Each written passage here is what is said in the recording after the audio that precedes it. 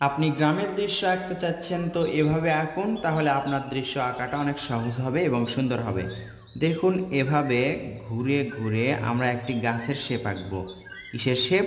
গাছের শেপ। গাছের পাতা যেরকম দেখা যায় দূর থেকে সেরকম করে আমি কিন্তু আস্তে আস্তে দেখাচ্ছি যেন আপনারা ভালোভাবে বুঝতে পারেন। এইভাবে একটি শেপ আঁকবো, এটা হচ্ছে গাছের পাতার শেপ। এরপর এখান থেকে দেখুন এভাবে করে ভির মতো করে একটা দাগ দিব, আবার এখান থেকে আরেকটা ভির মতো করে এদিকে দিব। তাহলে এবার এখান থেকে নিচের দিকে এভাবে সোজা নিয়ে এসে এত দূর পর্যন্ত রেখে দিব। এখান থেকে নিয়ে এসে এখানে এসে একেবারে রেখে দিব। দুই দিকে এই দাগটা একটু ভাঁজ করে দিব।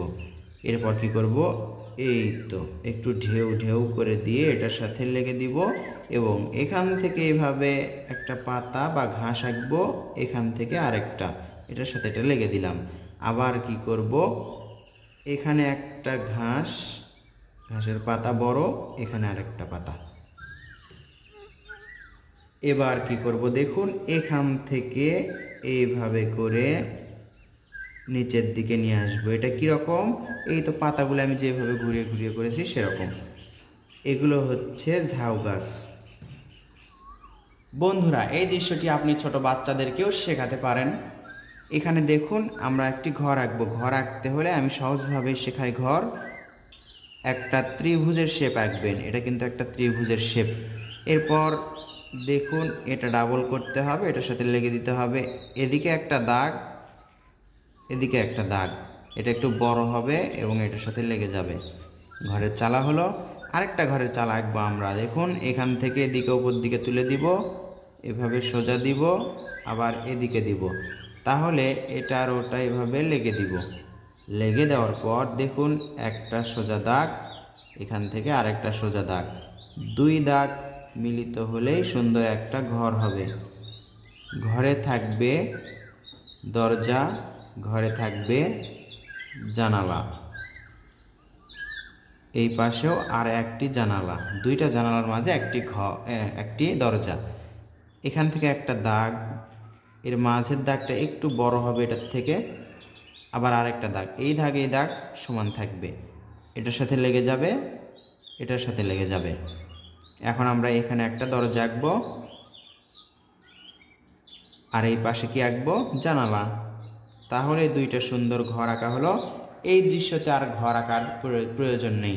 ঘরগুলো মনোযোগ দিয়ে আঁকলে সুন্দর হবে। এখানে একটা ভি আঁকলাম, এভাবে দুইটা দাগ দিয়ে গাছের ডালের শেপ হয়ে গেল।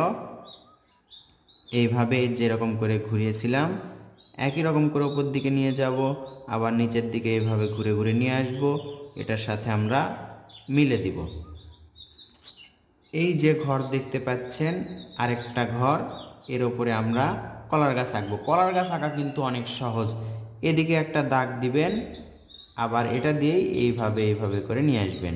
এখান থেকে আরেকটা দাগ দিবেন, এভাবে করেই নিয়ে আসবেন। প্রথমবার একটু কষ্ট হতে পারে বা একটু সময় লাগতে পারে, কিন্তু কলা গাছ আঁকা অনেক সহজ।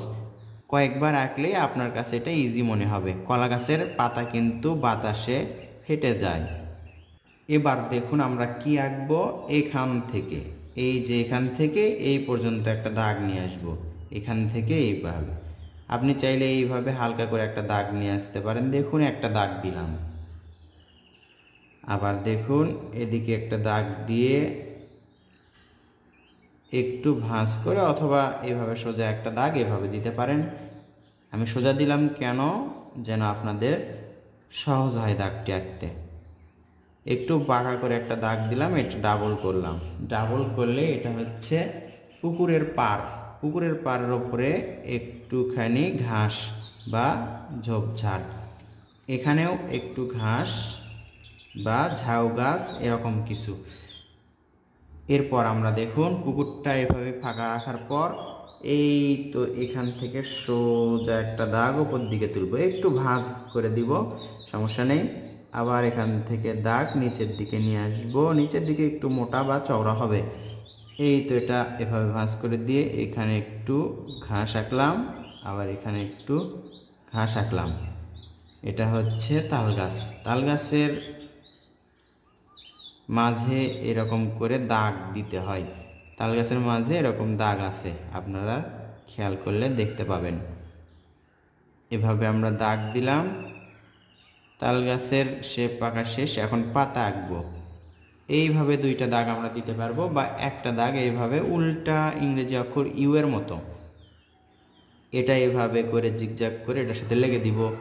আবার এখান থেকে এইভাবে একটা দাগ, এদিকে একটা দাগ, এটাও এভাবে লেগে দিব, এবং এটাও এভাবে এটার সাথে লেগে দিব। একটা দাগ এদিকে তুললাম ওপর দিকে, এদিকে আরেকটা দাগ। এখন এটা এইভাবে করে আবার লেগে দিব। সুন্দর একটা তাল গাছ হলো। এর মাঝে যদি আমরা এইভাবে একটু ভাঁজ করে দাগ দিতে পারি তাহলে আরও সুন্দর লাগবে। দৃশ্য মোটামুটি আঁকা শেষ। সহজ কৌশলে আমরা সুন্দর দৃশ্য আঁকতে যাচ্ছি। এখানে দেখুন, একটু যদি শাপলা ফুলের পাতা আঁকি তাহলে দৃশ্যটা অনেক সুন্দর লাগবে। এখান থেকে এভাবে করে একটা দাগ দিলাম ঘুরে, এটা আবার ঘুরে দিলাম। উপরের এটা কিন্তু ছোট হবে, যেটা ঘুরিয়েছি আমি দাগটা, এটা কিন্তু এদিকে বড় হবে। আবার দেখুন, এটা এদিকে ছোট হলে এটা হবে বড়। দেখুন, এটা কিন্তু বড় আর এটা কিন্তু ছোট। এর মাঝে এখান থেকে একটা দাগ উপর দিকে তুললাম, আর একটা দাগ দিয়ে ডাবল করলাম। ডাবল করে ওপরে দেখুন শাপলা ফুল আঁকবো। শাপলা ফুল আঁকা অনেক সহজ। আমি যেভাবে আঁকছি এভাবে করে পেন্সিলের চিকন মাথা করে নিয়ে শাপলা ফুল আঁকবেন। মোটা করে নিলে কিন্তু শাপলা ফুলটা ভালো দেখা যাবে না। এভাবে আঁকার পর এর নিচে একটু করে ঢেউ দিলে পানিটা বোঝা যাবে। তো আমরা এদিকে ওদিকে একটু করে দাগ দিব যেন বোঝা যায় এটা পুকুর এবং পানি। রং করলে তো স্পষ্ট বোঝাই যাবে, যেহেতু আমি এই দৃশ্যতে রং করছি না। রং করার পরে ওইগুলো দাগ দেওয়া যায়। এই যে গাছ দেখতে পাচ্ছেন, বড় গাছ, এই গাছের মাঝে একটু ফাঁকা ফাঁকা লাগছে, এজন্য এইভাবে করে যদি দাগ দেওয়া যায় তাহলে মনে হবে পাতাগুলো একটু সুন্দর লাগবে। তো আমরা এদিকে ওদিকে একটু ফাঁকা ফাঁকা করে এই রকম দাগ আঁকবো। আশা করছি এই দৃশ্যতে যতটুকু শেখালাম ততটুকু বুঝতে আপনাদের কষ্ট হয়নি। এবার আমাদের কাজ কি, ওপরে কিন্তু ফাঁকা ফাঁকা লাগছে, এখান থেকে এভাবে একটা সোজা দাগ দিতে হবে। খেয়াল করুন, আমরা সোজা দাগ দেওয়ার চেষ্টা করব। এখান থেকে এভাবে একটা সোজা দাগ, এটা আবার এখান থেকে এভাবে, আবার এর মাঝে আবার এই সোজা একটা দাগ। আপনি চাইলে পুরো আর্ট পেপারের উপর এভাবে স্কেল দিয়ে একটা সোজা দাগ দিতে পারেন। দৃশ্যটা আমরা কঠিন করব না, সহজ কিছু এঁকে আপনাদেরকে সুন্দর করে দেখাবো ইনশাল্লাহ। দেখুন, এইভাবে করে দূরের গাছপালাগুলো আঁকছি, এখানে দিচ্ছি, তাহলে দৃশ্যটা পরিপূর্ণ হয়ে গেল এবং শেষ হয়ে গেল আঁকা। খালি আকাশ দেখতে কেমন লাগে, এজন্য আকাশে দু একটা যদি পাখি, উড়ন্ত পাখি আঁকতে পারেন তাহলে কিন্তু খারাপ লাগে না, সুন্দর লাগবে। চাইলে আপনি আকাশে দু একটা সাদা মেঘ আঁকতে পারেন, অথবা এখানে বা এখানে সূর্য আঁকতে পারেন। গোল একটা ছোট্ট বৃত্ত আঁকলেই সূর্য হয়ে যাবে, এবং তার চারপাশে এরকম করে দাগ দিলেই সূর্যরশ্মি হয়ে যাবে। তো বন্ধুরা, আশা করছি এই দৃশ্যের মাধ্যমে আপনাকে বোঝাতে পারলাম, ভিডিওর মাধ্যমে বোঝাতে পেরেছি কিভাবে এই সুন্দর দৃশ্যটি আঁকতে হয়। আপনি আঁকা শিখুন এবং অন্যকেও শেখান। দেখা হবে ইনশাআল্লাহ নতুন ভিডিওতে। আসসালামু আলাইকুম।